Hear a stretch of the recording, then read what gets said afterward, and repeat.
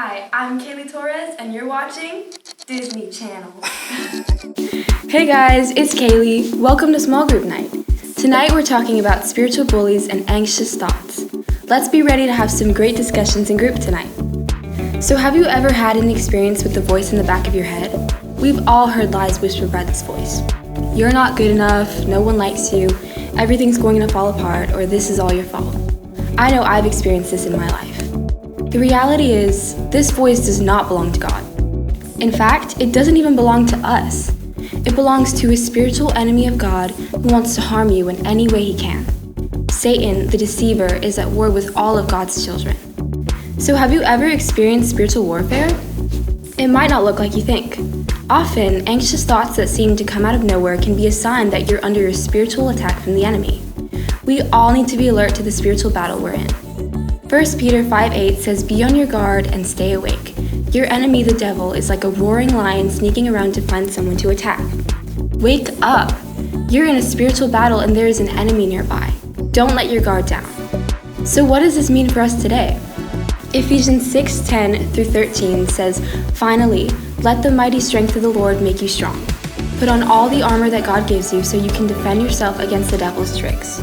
We are not fighting against humans. We are fighting against forces and authorities and against rulers of darkness and powers in the spiritual world.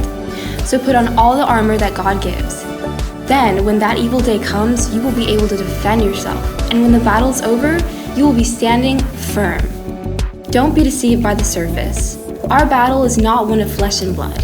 It is a battle against the evil rulers and authorities of an unseen world in heavenly places. The only way that we can resist the attack of the enemy is to be strong in the Lord and his mighty power. The way we do this is through the armor of God. When we walk with God and pursue him in his presence, we have the ability to stand firm and resist the attack of the enemy. The New Living Translation specifically says that when we put on God's armor to withstand the enemy, that after the battle you will be standing firm. Spiritual attacks are a part of life with God. While we can't avoid them, we can learn to fight correctly. Stand firm in God's presence and you will conquer the enemy.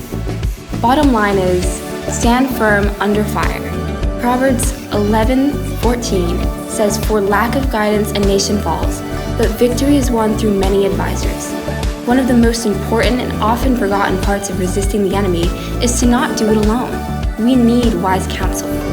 Have you ever faced a problem but didn't ask for help? Maybe it was because of pride, embarrassment, or being stubborn. It's hard for us to ask for help, but absolutely necessary. And the two greatest places we can find wise counsel is through God's Word and God's people. When we seek God through His Word, we seek wisdom and counsel from God Himself. His Word has the answer for everything we face. In addition to God's Word, we need input, accountability, and encouragement from God's people. Seek wisdom and support from people who know God, read His Word, and walk with Him daily. So seek wise counsel from God's Word and God's people. And don't fight the battle alone. When anxious thoughts creep up, look to God and His people for support. Resist the enemy and he will flee. Let's attack anxious beliefs and thoughts with spiritual habits and get rid of these bullies in our brains. Now, when you go to your small groups in just a minute, think how you may need help to get rid of these bullies in your brain. Talk to your group leaders about ways to attack anxiety, and let's make sure we're there for our friends who may be struggling with anxious thoughts. Remember, groups are a circle of confidentiality, and what you say won't be used against you, so be honest and open. And let's see what God has in store for us in our discussions tonight.